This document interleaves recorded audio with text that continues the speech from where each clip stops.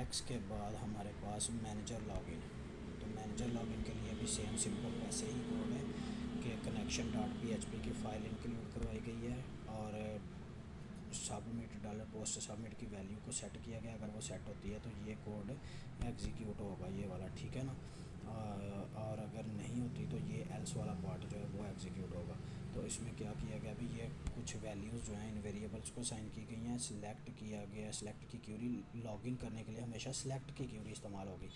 Email और password की base पे सिलेक्ट की क्यूरी लगाई गई है। मैनेजर के टेबल से डाटा सिलेक्ट किया जाएगा और क्यूरी अगर एग्जीक्यूट हो जाती है और उसमें रिकॉर्ड मौजूद है, यानी कि नंबर ऑफ़ रोज़ जो हैं वो ग्रेटर दैन 0 हैं, तो इस पे ये मैसेज अपीयर होगा। ओके के बटन पे क्लिक करेंगे तो इस फोल्डर के अंदर इस क्लास में चले जाएंगे। यानी कि यहाँ पे आप देख सकते हैं मैनेजर के फोल्डर के अंदर व्यू प्रोफाइल डॉट PHP की क्लास, व्यू प्रोफाइल ये वाली क्लास, तो इसमें आप मूव कर जाएंगे, ठीक है। तो यहाँ पे आते हैं नीचे, तो ये भी सिंपली वैसे ही कोड है HTML का जो पहले इंट्रोडक्शन दिया गया है। CSS और जावास्क्रिप्ट की ऑनलाइन लिंक्स लगाए गए हैं उनको यूज़ करने के लिए। हेडिंग दी गई है मैनेजर लॉगिन की और उसमें एक फॉर्म बनाया गया, मेथड उसका पोस्ट रखा गया। वो पोस्ट मेथड हम इसलिए रखते हैं कि डाटाबेस के साथ डाटा डिलीट, अपडेट, इंसर्ट वगैरह, यानी कि डाटा डील कर सकें डाटाबेस के साथ। तो इसमें हमने एक डिव लगाई हुई है, ये डिव लगाई है। डिव के अंदर इनपुट का टैग टाइप ईमेल, इसी तरह एक और डिव उसकी टाइप जो है पासवर्ड रखी हुई है। और ये प्लेस होल्डर पता है आपको, वहाँ पे पासवर्ड लिखा हुआ नज़र आएगा। जैसे यहाँ पे देखें ना, ये देखें ईमेल और पासवर्ड ये लिखा हुआ नज़र आ रहा है। तो ये टेक्स्ट बॉक्स के अंदर इसको हम प्लेस होल्डर बोलते हैं। और ये नीचे बटन टाइप सबमिट रखेंगे अगर आप इनपुट की, तो ये एक बटन बन जाएगा, ठीक है। इसी तरह आप नेक्स्ट क्लास जो है हम शुरू करते हैं एडमिन के अंदर से। ऐड कैशियर, इसमें भी सिंपल वही चीज़ है कि एक बटन की वैल्यू सेट की गई है। ये कुछ वैल्यूज़ हैं, ये वेरिएबल्स को साइन की गई हैं। ये ऐड कैशियर है, ये मैं अभी आप लोगों को ऐड कैशियर पे लेके चलता हूँ। मैनेजर को ये ऐड कैशियर है एडमिन के अंदर, क्योंकि एडमिन को ओपन किया हुआ मैंने। तो यहाँ पे 1 2 3, तो यहाँ पे देखें ऐड कैशियर, व्यू कैशियर पे जाके तो ये ऐड कैशियर की क्लास है। ये सारा पाथ आपने याद रखना है, इसको बार बार रन करें, बार बार देखें। ये सारे जो इसके अंदर नज़र आ रहा है ना, ये जो लिखा हुआ नज़र आ रहा है, इनको प्लेस होल्डर बोलते हैं। और ये सारी इनपुट फील्ड्स हैं, यानी कि टेक्स्ट फील्ड्स हैं, इनमें सारा डाटा हम इंटर करते हैं। और ये जो हम वैल्यू यहाँ पे, यानी कि ये जो मैंने वैल्यू इंटर की है ना, ये वाली वैल्यू है,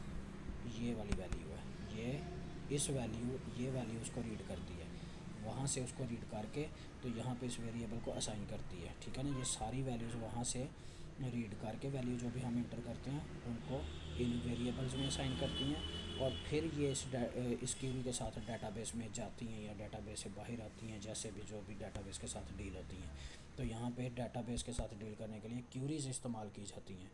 तो उसमें इंसर्ट की क्यूरी डाटाबेस में डाटा ऐड करने के लिए इस्तेमाल की गई है। तो ये कैशियर के टेबल में डाटा ऐड करवाया गया है फ़लाँ कॉलम्स में, ये सारे के सारे उस डाटाबेस के कॉलम हैं, ठीक है ना। कैशियर कॉलम आप देखना चाहते हैं तो यहाँ पे डाटाबेस में आ जाए और यहाँ पे कैशियर में जाएं, कैशियर को ओपन करें तो ये देखें name, email, phone address, designation, password, ये सारे के सारे डाटाबेस के कॉलम्स हैं जो कि यहाँ पे बताए गए हैं। और उनमें वैल्यूज़, ये वैल्यूज़ कहाँ से आई हैं, ये यहाँ इन वेरिएबल्स से आई हैं, जो कि वहाँ से मैंने बताया ना, यहाँ से आपने इनपुट दी थी, यहाँ से इनपुट दी है ये सारी वैल्यू। तो ये वैल्यूज़ वेरिएबल्स में गई हैं, वेरिएबल्स में जाके फिर आगे वो डाटाबेस में जा रही हैं या डाटाबेस के साथ जाके मैच हो रही हैं, या जैसे भी है, जो भी वो क्यूरी पर डिपेंड करता है।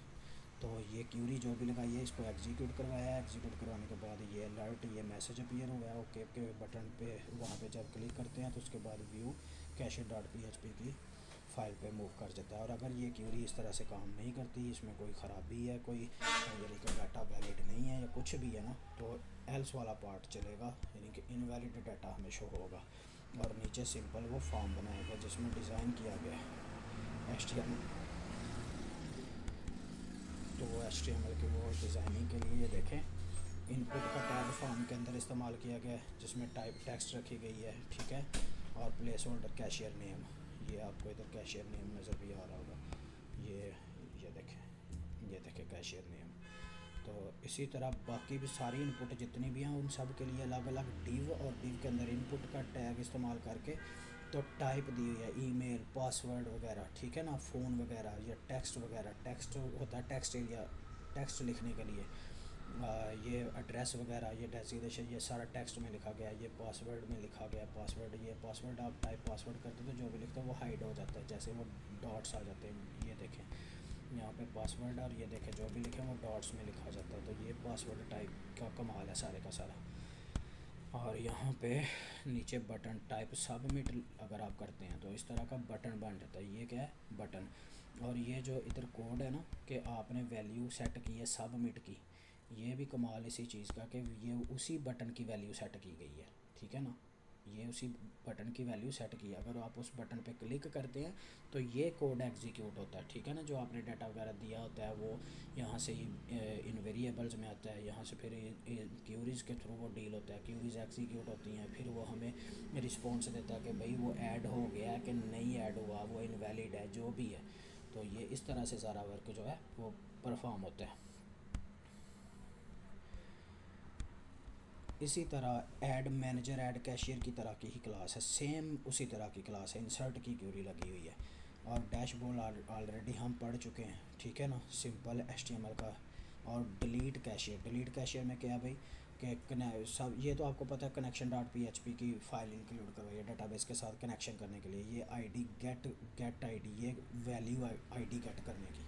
तो ये गेट आईडी कहाँ से हो रही है, डेटाबेस के टेबल के अंदर से। किस टेबल से, ये कैशियर के टेबल से, ठीक है ना। तो ये डिलीट करने के लिए ये इस बेस पे, आईडी की बेस पे हम इसको क्या कर रहे हैं, डिलीट कर रहे हैं डेटाबेस से डाटा। तो वो कोई एक आईडी 1 2 3 4 5 जो भी आईडी होगी उसके अकॉर्डिंग वो डिलीट हो जाएगा। तो ये क्यूरी एग्जीक्यूट करने के लिए ये फंक्शन है बताया गया, सिंपली हर एक में सेम ऐसे ही है। और डिलीट होने के बाद वो बताएगा डिलीटेड सक्सेसफुली। अगर ये क्यूरी एग्जीक्यूट सक्सेसफुली हो जाती है तो ये उसके बाद मूव हो जाएगा व्यू कैशियर डॉट PHP के पेज पे। अगर नहीं तो ये इनवैलिड डाटा और मूव हो जाएगा cashier view cashier dot PHP के पेज पे, यानी कि वो सेम पेज पे रहेगा। डिलीट कैशियर के पेज से व्यू कैशियर के पेज पे, यानी कि वो चला जाएगा।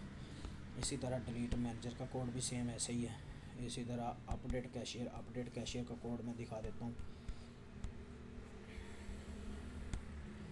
अपडेट कैशियर में क्या है भाई कि कुछ वेरिएबल्स को ये वैल्यूज़ असाइन की गई हैं, और ये वैल्यूज़ आपको पता है कि ब्राउज़र से आती हैं, ठीक है ना। यहाँ से ब्राउज़र से आती हैं। तो यहाँ पे अपडेट की क्वेरी, अपडेट कैशियर टेबल का नाम है, सेट कीवर्ड है, ठीक है। और ये डाटाबेस के कॉलम्स के नेम है। ये नेम, ये उसकी वैल्यू है जो ऊपर यहाँ से आई है, ठीक है। और ये ईमेल, ये भी डाटाबेस के कॉलम की वैल्यू है, कॉलम का नेम है। और इसकी डॉलर ईमेल, ये यहाँ से वैल्यू आई है।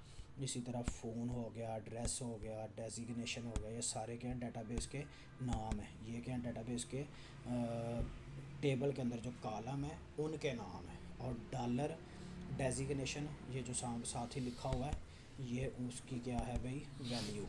ये डॉलर डेजिग्नेशन, ये क्या है, उस कॉलम की वैल्यू। और ये कहाँ से आई है, ये डाटाबेस में वेरिएबल के थ्रू आएगी, ठीक है ना। ये वेरिएबल्स हैं और ये वैल्यू लाई गई हैं ब्राउज़र से, यहाँ से ब्राउज़र से लाई गई हैं। यहाँ पे जो भी लिखते हैं इनको वो वेरिएबल्स रीड कर लेते हैं, यानी कि ये वैल्यूज़ असाइन करते हैं हम यहाँ से उन वेरिएबल्स को, और फिर वो डाटाबेस के साथ डील होती हैं आगे जाके क्यूरी के थ्रू, डाटाबेस की जो क्यूरीज़ हैं। और फिर ये अगर ये क्यूरी एग्जीक्यूट हो जाती है ये वाली, तो फिर ये कोड रन होगा, वरना ये कोड रन होगा।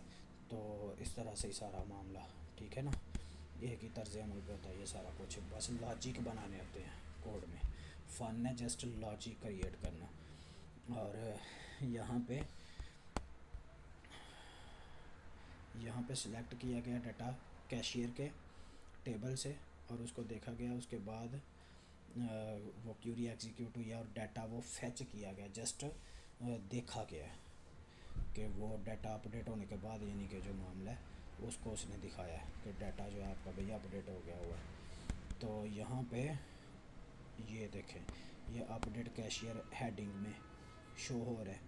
ये मैं अपडेट कैशियर ये एडमिन के फ़ोल्डर के अंदर, यहाँ से मुझे पता चला, देखे ना, एडमिन के फ़ोल्डर के अंदर अपडेट कैशियर। तो मैं यहाँ पे इसको चला के एडमिन को लॉगिन करवा के